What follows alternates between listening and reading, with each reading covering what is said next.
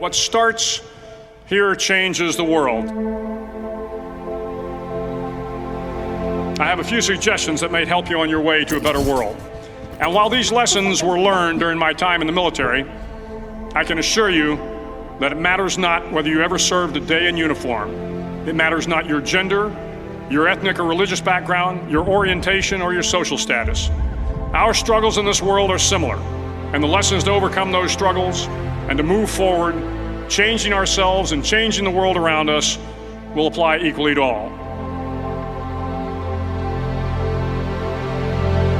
So here are the 10 lessons I learned from basic SEAL training that hopefully will be of value to you as you move forward in life. Every morning in SEAL training, my instructors, who at the time were all Vietnam veterans, would show up in my barracks room, and the first thing they'd do was inspect my bed. If you did it right, the corners would be square, the covers would be pulled tight, the pillow centered just under the headboard, and the extra blanket folded neatly at the foot of the rack.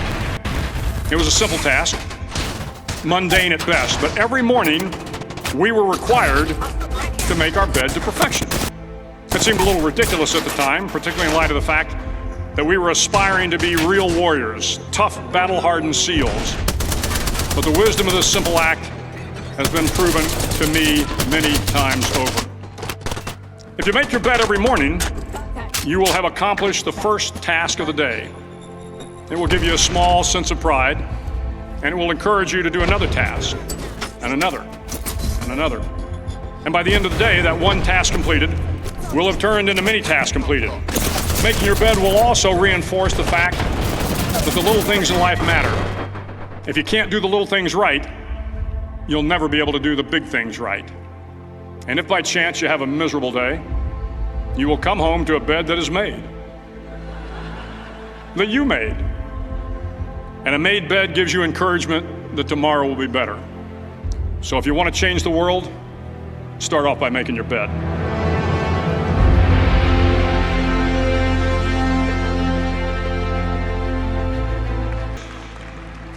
During training, the students are all broken down into boat crews. Each crew is 7 students, 3 on each side of a small rubber boat, and 1 coxswain to help guide the dinghy. Every day, your boat crew forms up on the beach and is instructed to get through the surf zone and paddle several miles down the coast. In the winter, the surf off San Diego can get to be 8 to 10 feet high, and it is exceedingly difficult to paddle through the plunging surf unless everyone digs in. Every paddle must be synchronized to the stroke count of the coxswain. Everyone must exert equal effort, or the boat will turn against the wave and be unceremoniously dumped back on the beach. For the boat to make it to its destination, everyone must paddle. You can't change the world alone. You will need some help. And to truly get from your starting point to your destination takes friends, colleagues, the goodwill of strangers, and a strong coxswain to guide you. If you want to change the world, find someone to help you paddle. Over a few weeks of difficult training, my SEAL class, which started with 150 men, was down to just 42. There were now 6 boat crews of 7 men each. I was in the boat with the tall guys, but the best boat crew we had was made up of the little guys, the Munchkin crew, we called them. No one was over 5'5". The Munchkin boat crew had 1 American Indian, 1 African American, 1 Polish American, 1 Greek American, 1 Italian American, and 2 tough kids from the Midwest. They out-paddled, outran, and outswam all the other boat crews. The big men in the other boat crews would always make good-natured fun of the tiny little flippers the Munchkins put on their tiny little feet prior to every swim. But somehow these little guys from every corner of the nation and the world always had the last laugh, swimming faster than everyone and reaching the shore long before the rest of us. SEAL training was a great equalizer. Nothing mattered but your will to succeed, not your color, not your ethnic background, not your education, not your social status. If you want to change the world, measure a person by the size of their heart, not by the size of their flippers. Several times a week, the instructors would line up the class and do a uniform inspection. It was exceptionally thorough. Your hat had to be perfectly starched, your uniform immaculately pressed, your belt buckle shiny and void of any smudges. But it seemed that no matter how much effort you put into starching your hat or pressing your uniform or polishing your belt buckle, it just wasn't good enough. The instructors would find something wrong. For failing the uniform inspection, the student had to run, fully clothed, into the surf zone, then wet from head to toe, roll around on the beach until every part of your body was covered with sand. The effect was known as a sugar cookie. You stayed in the uniform the rest of the day, cold, wet, and sandy. There were many a student who just couldn't accept the fact that all their efforts were in vain, that no matter how hard they tried to get the uniform right, it went unappreciated. Those students didn't make it through training. Those students didn't understand the purpose of the drill. You were never going to succeed. You were never going to have a perfect uniform. The instructors weren't going to allow it.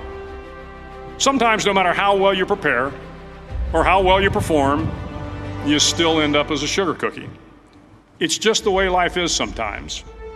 If you want to change the world, get over being a sugar cookie and keep moving forward. Every day during training, you were challenged with multiple physical events: long runs, long swims, obstacle courses, hours of calisthenics, something designed to test your mettle. Every event had standards, times you had to meet. If you failed to meet those times, those standards, your name was posted on a list, and at the end of the day, those on the list were invited to a circus. A circus was 2 hours of additional calisthenics, designed to wear you down, to break your spirit, to force you to quit. No one wanted a circus. A circus meant that for that day, you didn't measure up. A circus meant more fatigue, and more fatigue meant that the following day would be more difficult and more circuses were likely.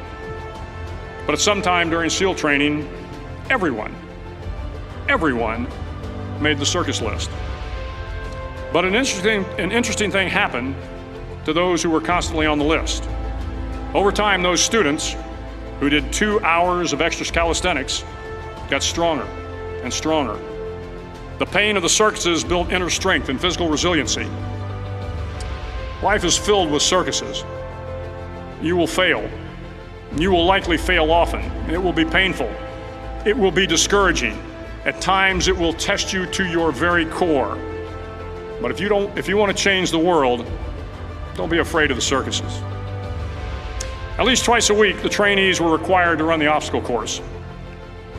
The obstacle course contained 25 obstacles, including a 10-foot wall, a 30-foot cargo net, a barbed wire crawl, to name a few. But the most challenging obstacle was the slide for life. It had a 3-level, 30-foot tower at one end and a 1-level tower at the other. In between was a 200-foot long rope. You had to climb the 3-tiered tower, and once at the top, you grabbed the rope, swung underneath the rope, and pulled yourself hand over hand until you got to the other end. The record for the obstacle course had stood for years when my class began in 1977. The record seemed unbeatable until one day a student decided to go down the slide for life head first. Instead of swinging his body underneath the rope and inching his way down, he bravely mounted the top of the rope and thrust himself forward. It was a dangerous move, seemingly foolish and fraught with risk. Failure could mean injury and being dropped from the course. Without hesitation, the student slid down the rope perilously fast. Instead of several minutes, it only took him half that time. And by the end of the course, he had broken the record. If you want to change the world, sometimes you have to slide down the obstacles head first. During the land warfare phase of training, the students are flown out to San Clemente Island, which lies off the coast of San Diego. The waters off San Clemente are a breeding ground for the great white sharks. To pass SEAL training, there are a series of long swims that must be completed.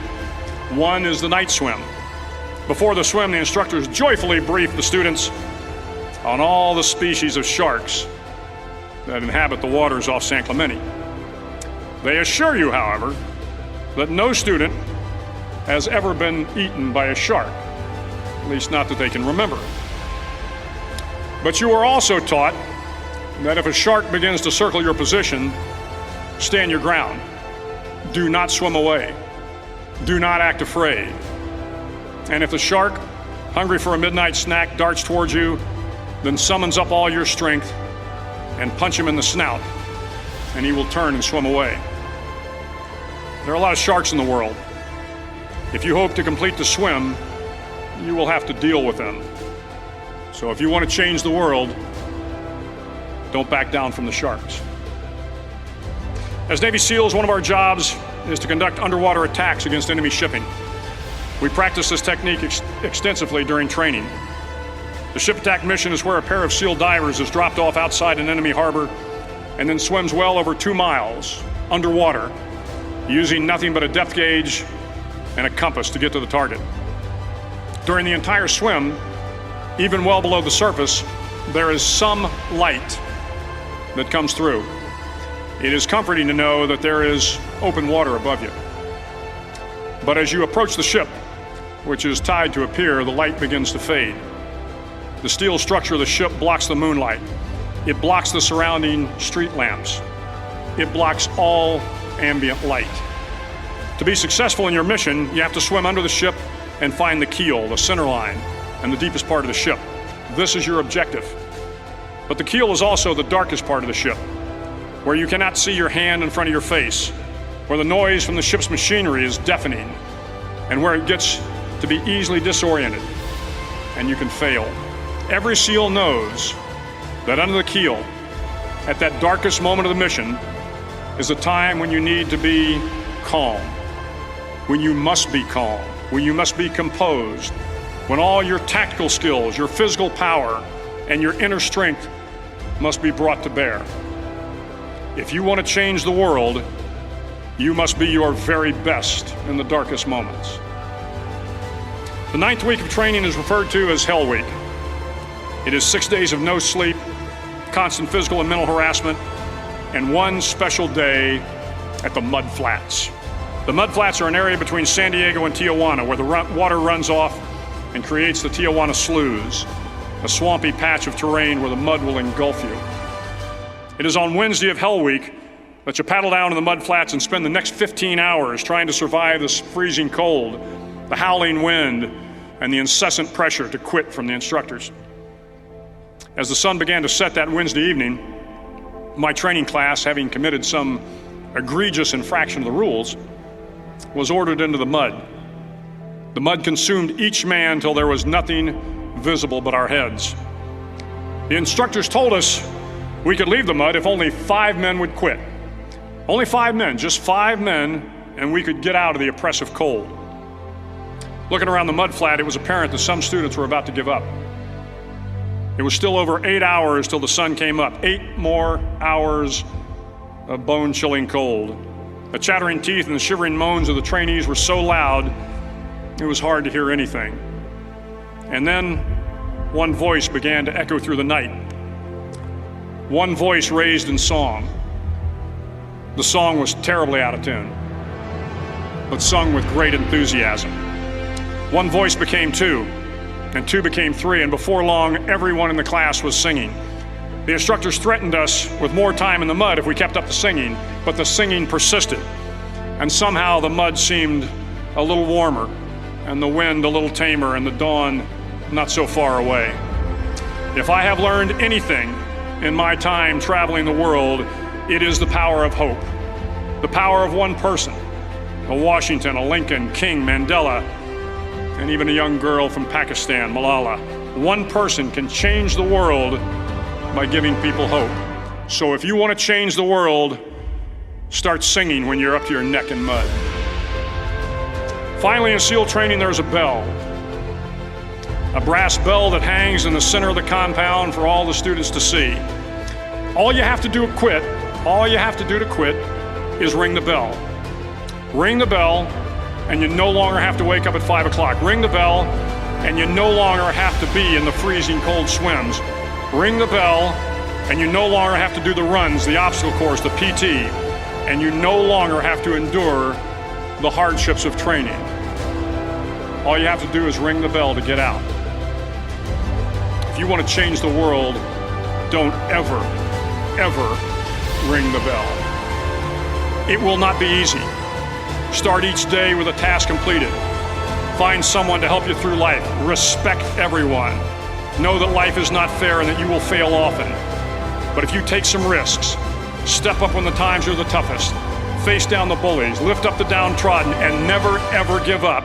If you do these things, The next generation and the generations that follow will live in a world far better than the one we have today. And what started here will indeed have changed the world for the better. Thank you very much.